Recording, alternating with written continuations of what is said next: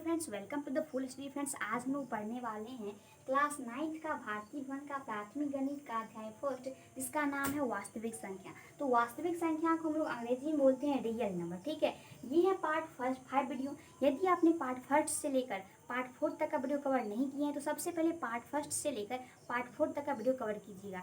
उसके बाद ही फ्रेंड्स आपको ये वीडियो समझ में आएगा।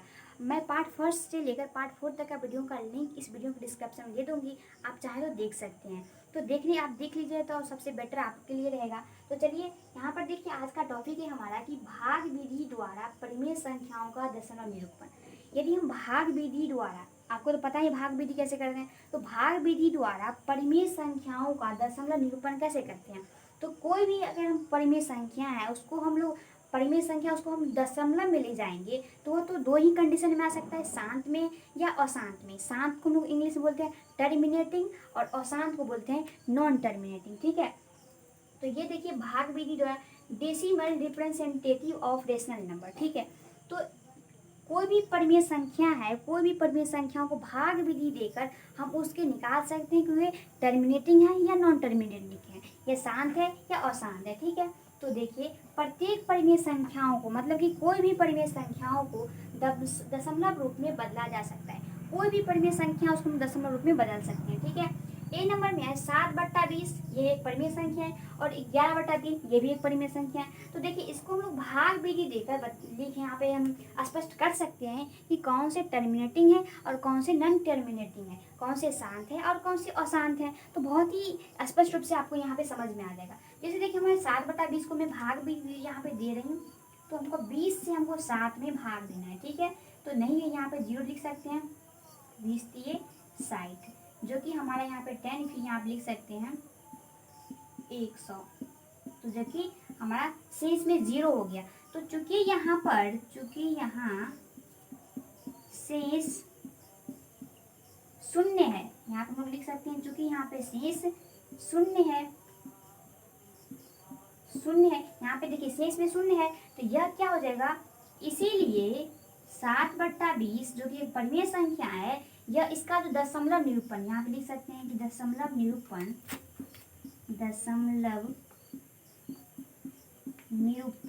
शांत होगा। ठीक है, टर्मिनेटिंग, इसको हम अंग्रेजी में बोलते हैं टर्मिनेटिंग। मैं यहाँ पर लिख देती हूँ, यहाँ पर टर्मिनेटिंग, इसको बोलते हैं टर्मिनेटिंग, ये टर्मिनेटिंग है। ठीक है,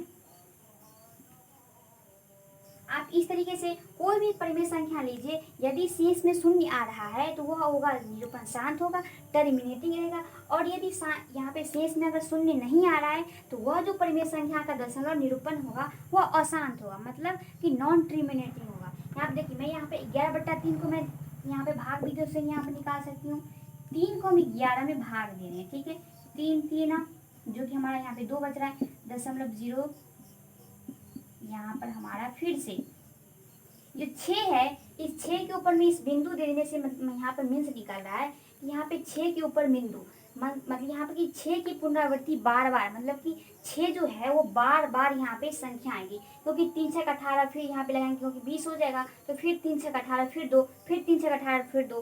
तो इस तरीके से जो 6 होगा, ये 6 की पुनरावृत्ति बार बार आती रहेगी, इसीलिए हम 6 को यहाँ पे बोल सकते हैं कि 6 की पुनरावृत्ति बार बार आ रही है। तो देखिए यहाँ पर जो शेष में, यहाँ पर देखिए यहाँ पर शेष में शून्य आ गया, लेकिन यहाँ पर शेष में 2 आ गया, तो इसीलिए यह जो होगा इसका दशमलव जो निरूपण होगा यह अशांत हो जाएगा। मैं यहाँ पे लिख सकती हूँ कि यहाँ शेष 2 है, शेष क्या है, 2 है, इसीलिए जो 11/3 होगा, 11/3 इसका दशमलव निरूपण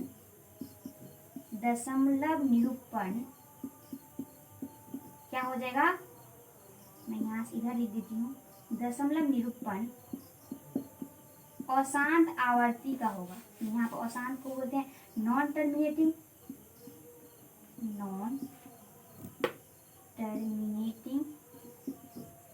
क्या हो जाएगा, नॉन टर्मिनेटिंग है, अशांत आवर्ती का है। ठीक है, अशांत अशांत आवर्ती है। यहाँ पर जो हो जाएगा ये शेष में 2 बच गया, इसीलिए इसका जो दशमलव निरूपण होगा वह क्या हो जाएगा, अशांत आवर्ती का। तो ये तो अब इस यहाँ इस संख्या की जगह पर आप कोई भी परिमेय संख्या ले सकते हैं।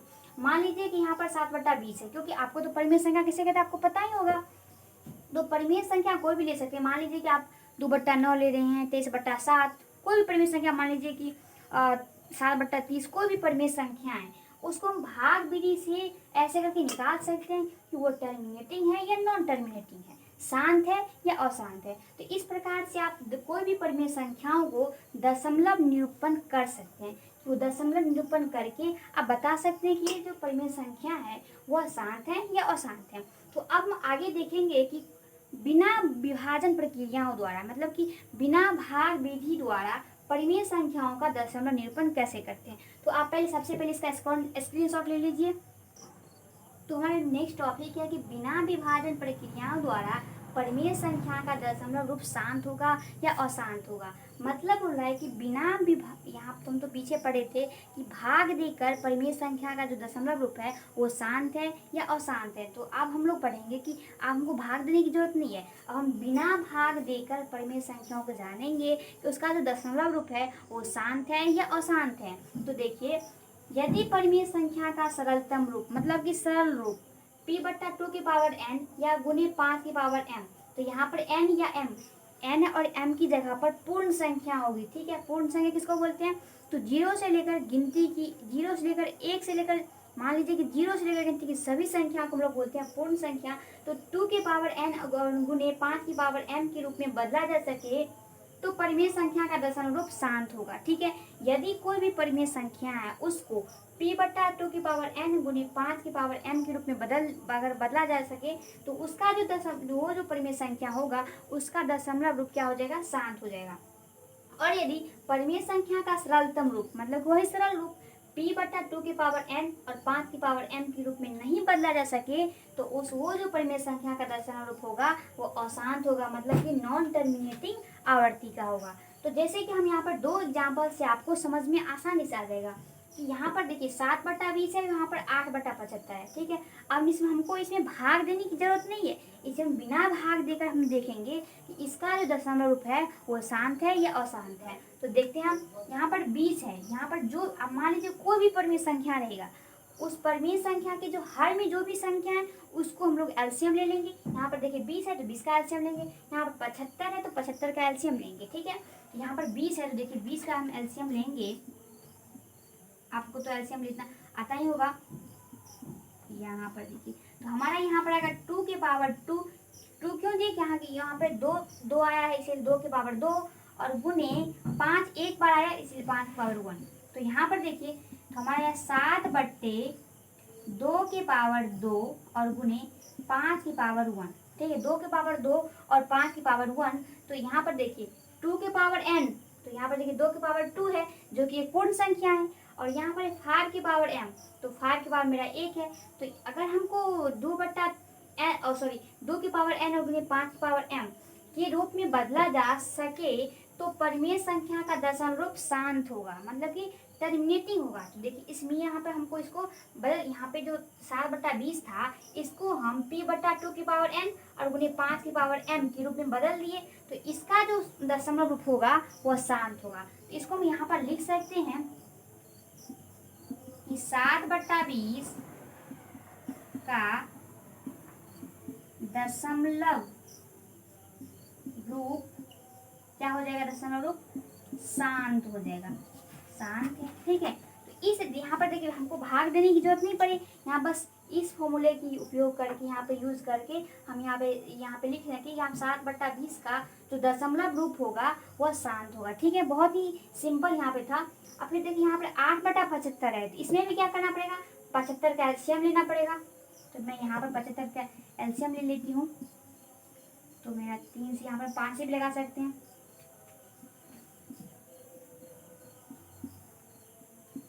तो देखिए यहाँ पर हमारा आया 3 की पावर 1 और 5 की पावर 2, तो जो कि p/2 की पावर n और 5 की पावर m के रूप में नहीं आया, क्योंकि यहाँ पर 2 आया ही नहीं आया, क्योंकि 2 की पावर हमें n की जरूरत है, तो 2 की पावर यहाँ पे n आया ही नहीं। तो इसका मतलब हुआ कि 8/75 होगा, इसको हम दशमलव रूप में, जो दशमलव रूप में संख्या होगा उसको हम नहीं बदल सकते। मतलब कि इस परिमेय संख्या का जो दशमलव रूप होगा वो अशांत हो जाएगा। यहाँ पर हम लोग लिख सकते, क्यों अशांत होगा, आपको समझ में आ गया कि ये क्यों अशांत होगा। इसीलिए अशांत होगा, नॉन टर्मिनेटिंग होगा, क्योंकि ये जो 75 था, इस 75 का एलसीएम लेने के बाद जो हमारा संख्या आया ये आ गया, जो कि p/2 की पावर n गुने 5 की पावर m के रूप में नहीं आया। तो इसीलिए यहाँ पे मैं ये लिखी हूँ, यदि परिमेय संख्या का सरलतम रूप, मतलब कि सरल रूप p/2 की पावर n गुने 5 की पावर m के रूप में नहीं बदला जा सके तो परिमेय संख्या का दशमलव रूप अशांत होगा। तो इसीलिए यह क्या हो गया, अशांत हो गया। इसी तरीके से आप बहुत सारे जो अपरिमेय, यहाँ पर परिमेय संख्या है, ये भी परिमेय संख्या, तो कोई भी परिमेय संख्याओं को इस फॉर्मूले के आधार पर आप निकाल सकते हैं कि उस परिमेय संख्या का दशमलव रूप शांत है या अशांत है। तो आपको पढ़ने मजा आया होगा ये। तो देखिए इस तरीके से आप कोई भी परिमेय संख्या को निकाल सकते हैं। तो इस तरीके से यहाँ ये था कि बिना विभाजन प्रक्रिया द्वारा परिमेय संख्या का दशमलव रूप शांत है या अशांत होगा, इसकी जांच करना। तो अब हम लोग आगे पढ़ेंगे कि अशांत दशमलव को परिमेय संख्या में कैसे बदलेंगे। अशांत दशमलव, मान लीजिए कि हमारा जो आधा था 0.36, जो कि 6 की पुनरावृत्ति होता था, कि 6 जो होगा वो बार बार आ रहा है संख्या। तो इस संख्या को परिमेय संख्या में कन्वर्ट कैसे करेंगे, मैं इसे यहाँ पे मिटा देती हूँ। तो उस अब हम आगे का जो हमारा टॉपिक होगा वही कि अशांत दशमलव को परिमेय संख्या में कैसे व्यक्त करेंगे। तो आप इसको एक स्क्रीनशॉट ले लीजिए।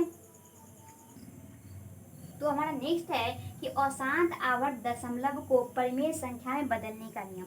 मतलब बोला है कि अशांत आवर्त, हमारा जो इस प्रकार का संख्या आता था कि जो भी परिमेय संख्या को हम लोग भाग विधि देकर निकाले थे और बिना भाग विधि देकर निकाले थे, तो जिस संख्या की पुनरावृत्ति होती थी, अब वो वाली संख्या को हम लोग परिमेय संख्या में कैसे कन्वर्ट करेंगे। तो उसके लिए एक नियम है ये कि अंकों को उसी क्रम में लिखने पर प्राप्त संख्या, मतलब कि जो भी अंक है उसको उसी क्रम में लिखेंगे संख्या को, माइनस प्रथम आवर्तांक के पहले तक की अंकों की संख्या बट्टे 10 के पावर में, ये यहाँ पर 10 के पावर में देंगे, 10 के पावर दशमलव बिंदु के बाद अंकों की संख्या और माइनस 10 के पावर दशमलव बिंदु के बाद अनावर्त अंकों की संख्या।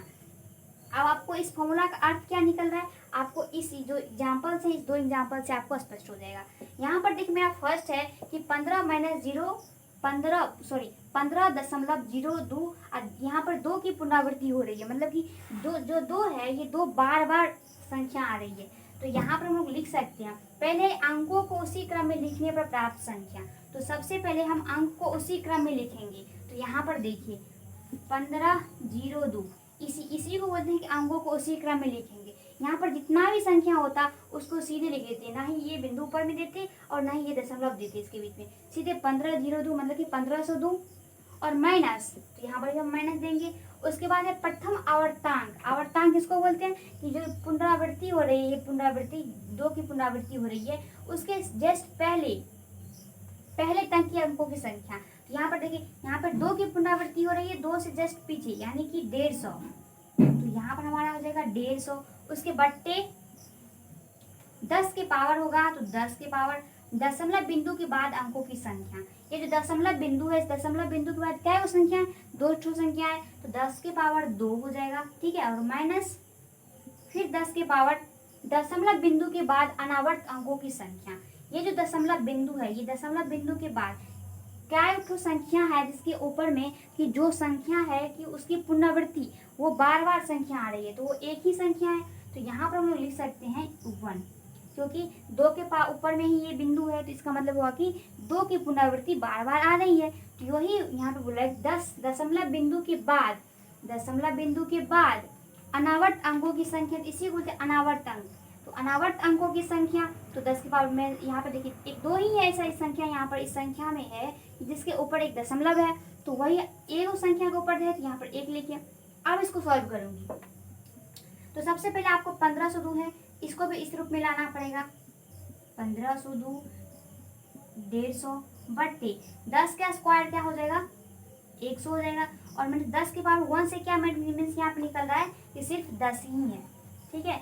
अब यहाँ से जो हमारा निकलेगा आएगा हमारा 1502 में से 150 घटाएंगे तो हमारा आ जाएगा, आप घटा लीजिएगा 1352, ठीक है। क्योंकि हम यहाँ पे घटाएंगे 1352, बट 100 में से 10 को घटाएंगे तो मेरा 90 आएगा। तो देखिए मैं इस ये जो अशांत आवर्ती का संख्या था, इस अशांत आवर्ती संख्या को, दशमलव वाली संख्या को परिमेय संख्या में बदलने का इस नियम के अनुसार से हमने ये जो अशांत आवर्ती का संख्या है इसको हम परिमेय संख्या के रूप में यहाँ पे ले आई, मतलब p बटा q के रूप में बदल दी। अब फिर देखिए बी नंबर में है कि 7.214 दशमलव ऊपर में ये बिंदु है 5 ऊपर में आवर्त संख्या। तो इसको ये आपको बात याद रखना है कि दशमलव के बाद वाली जितनी भी संख्या होती है उसको एक एक कर गिनते हैं। जैसे 7.2458 इस प्रकार से गिनेंगे। ऐसा नहीं कि 7.21458 इस प्रकार से संख्याओं गिनी नहीं जाती है। तो अगर दशमलव संख्या है तो आपको दशमलव के बाद एक एक प्रत्येक संख्याओं को गिनना पड़ेगा, ठीक है। तो यहाँ पर देखिए बोला कि अंकों को उसी क्रम में लिखने पर प्राप्त संख्या, तो हम अंकों को उसी क्रम में लिख लेंगे, ठीक है। उसके बाद बोल रहा है कि प्रथम आवर्तांक के पहले तक अंकों की संख्या, तो मतलब कि यहाँ पर देखिए ये प्रथम आवर्तांक संख्या है, इसके पहले यहाँ तक की संख्या को हमको लेना है, ठीक है। तो 721 तक लेंगे क्योंकि इसमें हमारा इस संख्या तक था, 2 के ऊपर बिंदु था तो हमें 150 वाली संख्या यहाँ पर। अब यहाँ पर देखिए 4 के ऊपर है तो हमने 721 ली। आपको समझ में आ गया होगा। अब मैं इसको अंडरलाइन को मिला कट कर देती हूँ। अब यहाँ पर देखिए नीचे में है कि 10 के पावर दशमलव बिंदु के बाद अंकों की संख्या, दशमलव बिंदु के बाद क्या संख्या है 2 4 5 माइनस 10 के पावर दशमलव बिंदु के बाद अनावर्त की संख्या, मतलब कि 10 के बाद, यहाँ पर 10 के बाद क्या संख्या है, एक 4 है जिसके ऊपर बिंदु है, एक 8 है जिसके ऊपर बिंदु है, मतलब कि 2 ऐसी संख्या है। तो यहाँ पर 10 के पावर 2 लिख देंगे, ठीक है। अब इसको भी उसी तरीके से लिख दे जिस तरीके से पीछे किए थे, 721 बट्टे 10 पर 5 को 0, मतलब कि 10 को 5 से इस तरीके से यहाँ पर 10 का स्क्वायर था यहाँ पे 100, इसलिए 10 का जो 5 से, मतलब कि 10 को 5 और गुना करेंगे तो हमारा 1 पर 5 0 हो जाएगा। यहाँ पर 10 की पावर 6 रहेगा, 1 पर 6 0, 10 की पावर 8 रहेगा तो 1 पर 8 को 0, इस प्रकार से आप निकाल सकते हैं। यहाँ पर भी देखिए, यहाँ वैसे तो 10 का स्क्वायर 100 होता है, वैसे देखिए 10 की पावर 2 है तो इसका मतलब 1 पर 2 0, यहाँ पर 10 की पावर 5 है तो इसका मतलब 1 पर 5 0, ठीक है। अब यहाँ पर देखिए 10 के पावर 2 है तो इसका मतलब 1 पर 2 संख्या, और वैसे भी 10 का स्क्वायर 100 होता है। अब यहाँ पर हम निकाल सकते हैं, इसको जब घटाएंगे तो हमारा हो जाएगा 737 ठीक है। इस प्रकार से हम इसको घटाने के बाद हमारी संख्या आएगी। इसके बाद इसमें से इसको घटाएंगे तो हमारा आ जाएगा संख्या 00999। इस प्रकार से संख्या आएगी। इसको ऊपर वाले को घटाने पर ये संख्या आएगी और इसको घटाने पर ये संख्या आएगी, ठीक है। तो देखिए ये भी दशमलव वाली संख्या था, इसको भी हमने परिमेय संख्या के रूप में यहाँ पे बदल दी। तो इस प्रकार से आप कोई भी दशमलव संख्याओं को इस फॉर्मूले के आधार पर आप संख्याओं को निकाल सकते हैं। इसलिए यहाँ पे लिखा गया कि अशांत आवर्त दशमलव को परिमेय संख्या में बदलने का नियम। तो देखिए इसको भी परिमेय संख्या बदल दी, इसको भी परिमेय संख्या बदल दी। इस प्रकार से आप बहुत सारे सेंटेंस को बहुत सारे जो यहाँ पे अंक होगा, इस तरीके से अंक को आप परिमेय संख्या के रूप में बदल सकते हैं, ठीक है। तो अब हम आगे देखते हैं कि अपरिमेय संख्याओं को दशमलव निरूपण कैसे करते हैं। तो आप पूरे स्क्रीनशॉट ले लीजिए इसका। तो फ्रेंड्स हमारा नेक्स्ट टॉपिक है कि अपरिमेय संख्याओं का दशमलव निरूपण। हम तो कोई भी अपरिमेय संख्या है तो उस अपरिमेय संख्याओं को हम दशमलव में निरूपण कैसे कर सकते हैं। सो देखिए यहाँ पर कि सभी अपरिमेय संख्याएं दशमलव के रूप में बदल सकती हैं। जितने भी अपरिमेय संख्याएं हैं सभी को हम दशमलव के रूप में बदल सकते हैं, ठीक है। अब मान लीजिए कि रूट दो एक अपरिमेय संख्या है, √3 ये भी एक अपरिमेय संख्या है, √5 यह भी एक अपरिमेय संख्या है, लेकिन √4 एक अपरिमेय संख्या नहीं है, क्योंकि √4 का जो वर्गमूल होता है वो होता है 2। तो आप चाहें तो आप ये सही √2 का मान ये होता है, √3 का मान 1.732 होता है, √4 का मान 2 होता है, जो कि एक परिमेय संख्या रूप में हो गया। इसीलिए √4 जो होगा यह एक अपरिमेय संख्या नहीं होगा, ये मत समझिएगा कि इसमें रूट लगा हुआ है कि यह एक अपरिमेय संख्या है, ये आपको समझना नहीं है। यहाँ पर भी देखिए, ये 4 जो है √4 एक परिमेय संख्या है। √5 2.24 है, इसका जो मान होता है ये होता है। √6 का ये होता है, √7 का ये, √8 का ये, फिर √9 भी एक क्या है, √9 भी एक √9 भी एक परिमेय संख्या है, क्योंकि 3/1 हो सकता है। √10 का मान ये होता है। तो आप इसको कैसे निकालते हैं वो भी मैं आपको यहाँ बताऊंगी। तो आप चाहें तो इसको याद भी कर सकते हैं या फिर निकाल भी सकते हैं। तो मैं आपको √2 का मान यहाँ पे बताऊंगी किस तरीके से √2 का मान निकालते हैं। तो सबसे पहले आप क्या कीजिए कि √2 है, इसका मतलब हमको 2 का वर्गमूल निकालना है। तो किस तरीके से 2 है, इसको इधर से ऐसे कर देना, इधर से ऐसे कर देना। इस 2 को मैं यहाँ पर ऐसे ये लिख ली थी। अब यहाँ पर क्या करना है, अब इसमें देखिए कितने से लगाएंगे तो हमारे 2, जो संख्या जिस भी संख्या से लगाएंगे उसी, जैसे कि हम वर्गमूल में ऐसे सीखते थे कि वर्ग में कि यहाँ पर मान लीजिए 2 लिखे तो यहाँ पर भी 2 लिखे, तो हमारा उसके बाद हमारा 4 आया। उसी प्रकार से हमको यहाँ पर जो संख्या लिखेंगे उसी संख्या को उसी संख्या से गुना करेंगे, ठीक है। तो मान लीजिए मैं यहाँ पर 2 है तो 1 1 और 1 लगा सकते हैं, ठीक है। तो हमारा यहाँ पर भी 1, यहाँ पर भी 1 और यहाँ पर 3 जगह हमको 1 1 देना है। जो भी संख्या मान लीजिए यहाँ पर 2 लगाते तो यहाँ पर भी 2, यहाँ पर भी 2 और यहाँ पर भी 2 यहाँ पे लगाते। हमने 1 लगाए तो 1 1 और यहाँ पे 1, तो देखिए 1 हो जाएगा। इसको जोड़ नहीं, इसको ऐड करेंगे, ठीक है। इसको हम लोग ऐड करेंगे, तो इसका ऐड करने के बाद हमारा हो जाएगा 2। अब यहाँ पर देखिए 1 हो गया तो हम लोग दशमलव देकर, यहाँ पर भी दशमलव देकर और यहाँ पे 1, चाहे तो जितना भी जीरो यहाँ पे ले सकते हैं, ठीक है। हमने 4 जीरो ले ली है, ठीक है। दशमलव के बाद चाहे तो 2 ही जीरो ले सकते हैं, आप चाहे तो हम आगे भी संख्या ले सकते हैं। तो यहाँ पर 2 है। अब इसके बाद देखिए हमें कौन सी संख्या से लगेगा। आप चाहे तो फिर 22 को 2 से गुणा कीजिए, क्योंकि हम ऐसे इस तरीके से करेंगे, क्योंकि यहाँ पे 2 है। मान लीजिए आप यहाँ पे 2 ले लें, 2 है, उसके बाद कौन सी संख्या लेंगे, उसी संख्या को उसी संख्या से गुना करने पर हमारे यहाँ का संख्या प्राप्त होगा, ठीक है। अब मान लीजिए कि यहाँ पर हम ये संख्या लेते हैं, ठीक है। अब इसके लिए यहाँ पर कौन सी संख्या लेंगे कि जो हमें प्राप्त संख्या आ जाएगी। तो यहाँ पर हम मान लीजिए 22 लेंगे, तो 22 2 दूनी 4, 2 दूनी 4, 44 हो जा रही है। तो इसके लिए हम क्या करेंगे, सबसे पहले 44 आ रहा है यहाँ पर, जो कि यहाँ पे 100 है हमारा। तो इसका मतलब है कि यहाँ पर हम अगर देखिए, अगर हम यहाँ पर 4 ले रहे हैं तो देखिए 4 चौके 16 के 6 हाथ में, 4 दूनी 8 1 9, 96 आ रहा है। इसका मतलब हो रहा है कि यहाँ पे 100 है, इसका मतलब 96 से कट जाएगा यहाँ पे। इसका मतलब 4 यहाँ पर भी, 4 यहाँ पर भी और 4 यहाँ पर भी देंगे तो हमारा 96 हो जाएगा, ठीक है। अब 10 में 6 जाएगा तो 4 और 9 में 9 जाएगा 0, ठीक है। उसके बाद ये जो हो जाएगा हमारा 0, इसका यहाँ पे ऐसे भी लिख सकते हैं या फिर इसको नहीं भी लिख सकते हैं, ठीक है। ऐसे के 4, अब यहाँ पर इस 4 4 8 और 2 28 हो गया। अब इसके बाद हम मान लीजिए ये दोनों संख्या हम लिख रहे हैं, अब इसको भी यहाँ पर ऐड कर दिए हैं, ठीक है।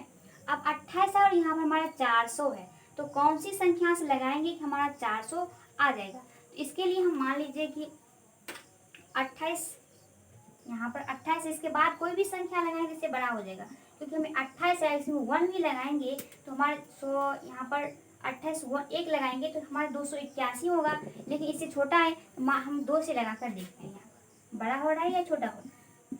देखिए ऊपर 2 लिखे, नीचे भी 2 लिखना है, ठीक है।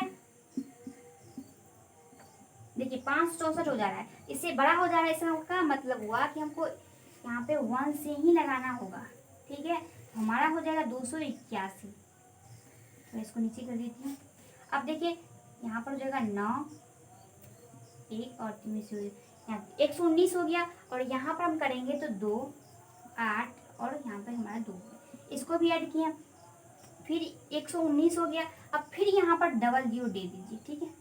1 0 क्योंकि यहाँ पे इसमें नहीं देंगे, क्योंकि हम यहाँ पे वर्गमूल निकालें तो कभी भी 2 0 यहाँ पे लेंगे, हमेशा 2 0 यहाँ पे लिए।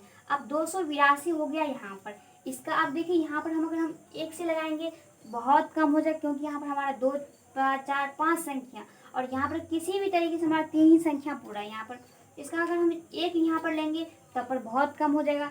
इसका मतलब हुआ कि हम यदि मान लीजिए, इसको मैं रिमूव कर देती हूँ और यहाँ पर मान लीजिए 282, ठीक है, 282 है। अब इसको कौन सी संख्या से गुना करने पर हमारी इतनी आ जाएगी, ठीक है। अब 282 हो गया। अब यहाँ पर हम 1 से लेंगे तो बहुत छोटा हो जाएगा, 2 से भी लेंगे तो बहुत छोटा हो जाएगा, 3 से बहुत छोटा हो जाएगा। हम 4 से लेकर देखते हैं, ठीक है।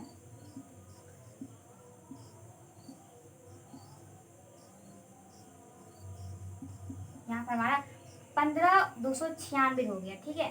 15,296, 15,296 तो बहुत बड़ा हो जा रहा है यहाँ पे, तो इसे छोटा ही मान लेते हैं। मान लीजिए कि हम 3 से लगाएंगे, यदि मान लीजिए कि हम 282 को 3 से लगाएंगे, तो सॉरी ऐसा नहीं, यहाँ पर 3 से, ठीक है, क्योंकि हमारा तो 282 है। जो संख्या को हम वहाँ पे लेंगे उसी संख्या को वहाँ पर भी लेंगे। 3 से हमको यहाँ पर गुणा करना है इसको। तो देखिए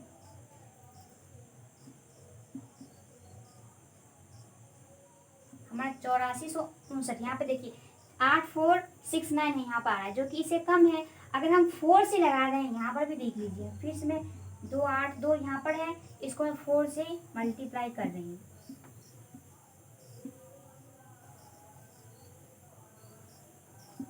11,296, सॉरी 4 से भी हमारा 11,296 आ जाएगा, जो कि हमारे यहाँ पे 11,900 है और हमारे यहाँ पे आएगा 11,296। इसका मतलब है कि हम 4 से यहाँ पर लगा सकते हैं प्रॉपरली रूप से। हमको इतनी करने की जरूरत नहीं थी। 4 से करने के बाद हमारे 11,296, 11,296 इसके सीधे में आप लिख सकते हैं।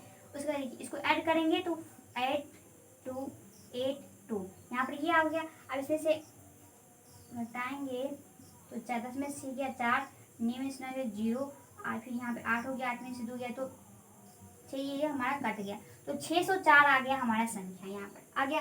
तो यहाँ पर भी देखिए 1.414, इस प्रकार से यहाँ पर देखिए √2 का मान क्या है 1.414। इससे आगे भी संख्या हो सकती है, क्योंकि हमारे यहाँ पे शेष 0 नहीं आया है, शेष बढ़ता ही चले जाएगा, इसलिए हम यहाँ पर छोड़ दिए। इससे चाहे तो हम आगे भी निकाल सकते हैं। तो आप इस तरीके से भी इस √2 का मान निकाल सकते हैं। आप या चाहे तो डायरेक्ट याद भी कर सकते हैं। याद करने से क्या होगा, आपको ये सब करना नहीं पड़ेगा, ठीक है। √3 का इसे ही तरीके से फिर 3 का यहाँ पे देकर वर्गमूल निकालेंगे, फिर उसी तरीके से √5 का, 6 का, 7 का, 8 का, इसी तरीके से हम निकाल लेंगे। तो हम यहाँ पर √3 का, यहाँ से √2 से लेकर √10 तक का मान हमने यहाँ पर लिख दी हूँ। तो चाहे तो आप यहाँ से कोई भी अपरिमेय संख्याओं को जो दशमलव रूप में निरूपण इस तरीके से कर सकते हैं। अब यहाँ पर देखिए 1.414 है, इसको मैं यहाँ पर 31 कर यहाँ पे रिमूव कर देती हूँ। अब मान लीजिए कि आपको यहाँ पर हम लिख देते हैं यहाँ पर कि जो √2 था, इस √2, हाँ एक तो बात आपको याद रखना है कि अपरिमेय संख्या न ही साथ में आएगा, जो यहाँ पर देखिए साथ में कब आएगा, क्योंकि जब शेष में हमारा 0 आएगा, तो न ही ये साथ में आएगा और न ही ये आवर्ती में आएगा, ठीक है।